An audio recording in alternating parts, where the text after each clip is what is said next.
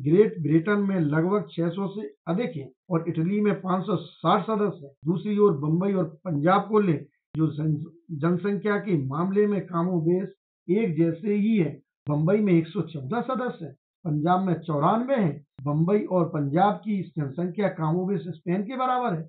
यदि आप स्पेन के अवर सदन को ही लें तो आप देखेंगी कि उसमें 417 सदस्य हैं। मैं जानता हूं कि अब उसका अस्तित्व नहीं है, लेकिन वह दूसरी बात है। यहाँ मामला संविधान का है।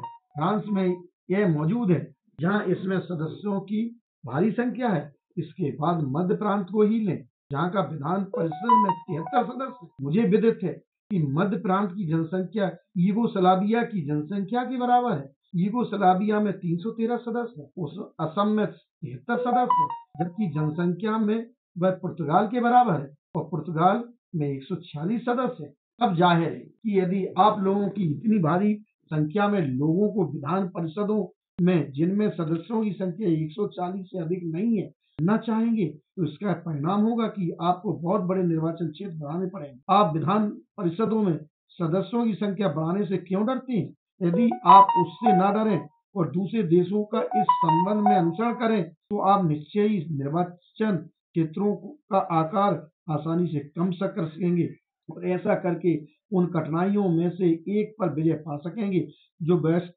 मताधिकार को लेकर आ खड़ी हुई है। दूसरी कठिनाई जिसकी ओर संकेत किया गया था वह यह थी कि हमारे पास पर्याप्त संख्या में मतदान अधिकारी नहीं है। मेरी दृष्टि से यह कठिनाई भी कोई बहुत गंभीर नहीं है। मेरा सवाल है कि यदि भारत में जितने भी कॉलेज छात्र हैं उन्हें निर्वाचन विभागों में नौकरी दे दी जाए तो यह कठिनाई बहुत आसानी से दूर की जा सकती है। मेरे विपक्ष में बैठे कुछ मित्र इस पर हंस रहे हैं, लेकिन इसमें हंसने की कोई बात मेरी समझ में तो आती नहीं। मैं जानता हूं और यह एक तथ्य है कि जनगणना के समय कॉलेज और स्कूलों के सभी विद्यार्थी गणना करने में जनगणना विभाग की सहायता करते हैं। उदाहरण के लिए, यदि चुनाव के दिन यही प्रणाली अपना ली जाए, सभी छात्रों से इस काम में सहायता के लिए कहा जाए और मुझे इसमें लेशमात्र संदेह नहीं है कि वे विभाग की सहायता के लिए आगे आएंगे, तो हमें निश्चित रूप से इससे कहीं अधिक मतदान अधिकारी मिल जाएंगे जितनों की ऐसे अवसरों पर आवश्यकता पड़ती है। अतः मैं समझता हूं कि वर्तमान स्थिति में जो कठिनाइयां हैं वे दुरुस्त नहीं है।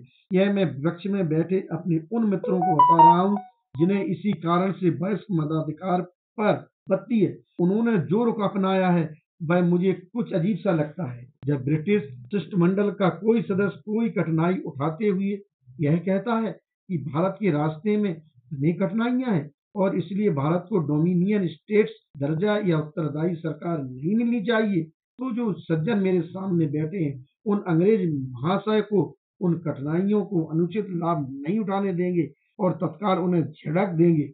आप हमारे दावों को दबाने के लिए कठिनाइयों की दुहाई क्यों देते हैं? ये ऐसी कठिनाइयां नहीं कि जिनका सामना ना किया जा सके। मैं भी उन महाशय से यही कहना चाहता हूं कि हम जो इस पक्ष में बैठे हैं आपको इस कठिनाइयों का लाभ नहीं उठाने देंगे।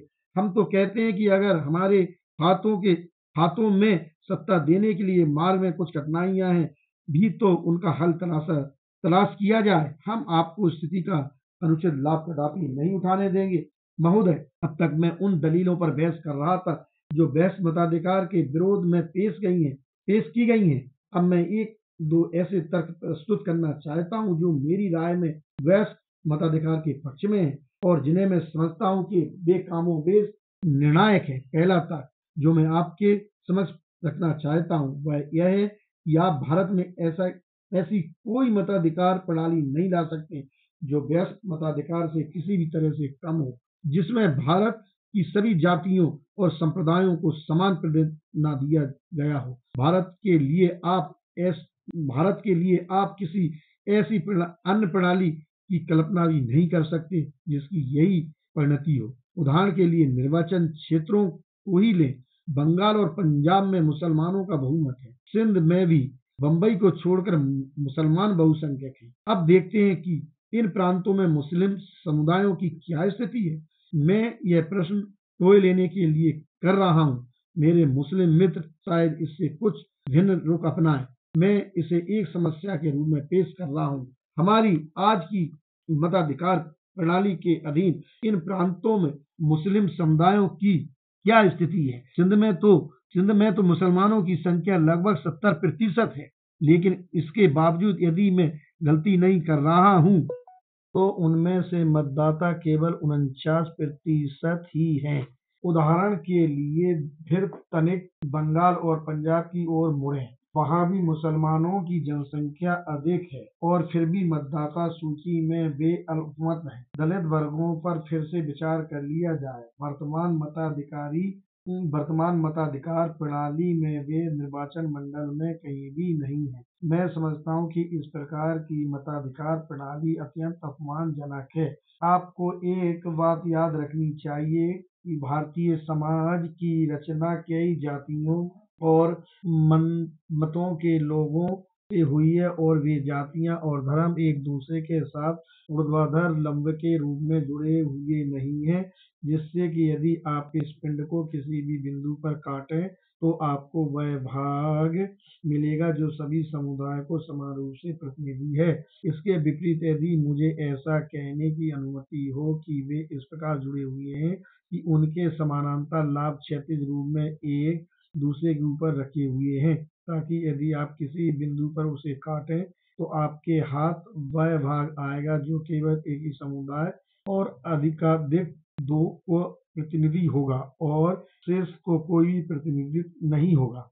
स्पष्ट है कि आप राजनीतिक नहीं प्रशासन की कोई ऐसी प्रणाली शुरू करना चाहते हैं जिसमें केवल कुछ जातियों या गिने चुने समुदायों की ही प्रधानता हो। यह भी निश्चित है कि आप भारत में दक्षिण अफ्रीका जैसी व्यवस्था शुरू करना चाहते जहाँ के कुछ लोगों को मताधिकार दिया जाए और शेष को उससे वंचित कर दिया जाए। मैं तो यह कहना चाहता हूँ कि यदि आप प्रत्येक व्यक्ति को मताधिकार देने में दिलचस्पी रखते हैं, प्रत्येक व्यक्ति को राजनीतिक मताधिकार देना चाहते हैं ताकि वह अपना भाग्य स्वयं बना सके, तो आप भारत में व्यक्ति मताधिकार के अलावा मताधिकार की कोई दूसरी प्रणाली नहीं ला सकते। मैं आपको एक और उदाहरण देता हूँ। मैं यह निवेदन करूँ कि मैं नारी मताधिकार का विरोधी नहीं हूँ और मैं अपनी महिला सहकर्मी श्रीमती सुब्बरायन का बहुत आभारी हूँ कि उन्होंने इस मामले में हमारा समर्थन किया है।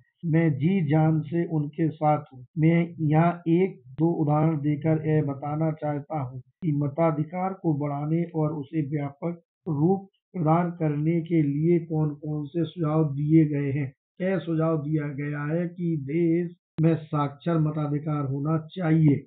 मैं इसे विचित्र मताधिकार तो नहीं कहूँगा, अलबत्ता इसके प्रभाव से आपको अवश्य करना चाहूँगा। इसका प्रभाव यह होगा कि कुछ समुदायों के मतदाताओं की संख्या दोगुनी हो जाएगी, जबकि दूसरे समुदाय जहाँ हैं वहीं बने रहेंगे। साक्षरता का भारत में ऐसा असमान वितरण है कि कुछ समुदायों के मताधिकार में तो भारी वृद्धि हो जाएगी, जबकि दूसरे समुदायों की स्थिति यथावत बनी रहेगी। मुझे पूर्ण विश्वास है कि आप ऐसी स्थिति पैदा नहीं होने देंगे। इसलिए मेरा यह अनुरोध है कि यदि यह सम्मेलन और इस मेज के इर्द गिर्द जो सदस्य बैठे हैं वे अपने विश्वास के प्रति सच्चे हैं, यह धारणा रखते हैं कि भारत को उत्तरदायी सरकार का अधिकार मिलना चाहिए और शासन को जनता के प्रति उत्तरदायी होना चाहिए, तो मेरा विनम्र निवेदन है कि वैश्विक मताधिकार का कोई विकल्प है ही नहीं। महोदय, एक और तर्क है जिसे मैं पेश करना चाहता हूँ और मेरी दृष्टि में वह इस मामले में सबसे अधिक निर्णायक तर्क है। हम सभी यह जानते हैं कि निर्वाचक मंडल संयुक्त हो या पृथक, यह बड़ा जटिल प्रश्न है और मैं समझता हूँ कि यह बहुत महत्वपूर्ण प्रश्न है। मैं इस सम्मेलन को यह बताना चाहता हूँ कि मेरी राय में संयुक्त बनाम पृथक निर्वाचक मंडल का प्रश्न मताधिकार के प्रश्न से अभिन्न रूप से जुड़ा हुआ है। आप भारत में किसी भी अल्पसंख्यक समुदाय से नहीं पूछेंगे, आप भारत में किसी अल्पसंख्यक समुदाय पर दबाव नहीं डालेंगे और आपको भारत के किसी भी बहुसंख्यक समुदाय से इस प्रश्न पर सहमति नहीं मिलेगी कि वह संयुक्त निर्वाचन मंडल के प्रस्ताव से सहमत हो जाए, जब तक कि उस अल्पसंख्यक समुदाय को आप वैश्विक मताधिकार न दे दें। जब तक मुझे यह विश्वास न हो जाएगा कि मुझे चुनाव में निर्वाचन की वही शक्ति मिलेगी जो मेरी सामाजिक शक्ति के अनुरूप है, तब तक मैं बहुमत को किसी भी सरकार का नियंत्रण या प्राधिकार मानने के लिए तैयार नहीं हूँ। जब तक मुझे यह पता नहीं चलता कि दलित वर्गों के समुदाय के प्रत्येक पुरुष को अपने मताधिकार का प्रयोग करने तथा उस प्रत्याशी के उद्देश्य और लक्ष्य निर्धारित करने का अवसर नहीं दिया जाएगा जो देश की विशाल जनता का प्रतिनिधित्व करने जाता है, तब तक मैं निश्चय पूर्वक संयुक्त निर्वाचक मंडल से सहमति व्यक्त नहीं करूंगा। कभी भी नहीं। मैं अपने आप को अल्पसंख्यकों की स्थिति में नहीं रखना चाहता, ना ही मैं बहुसंख्यकों को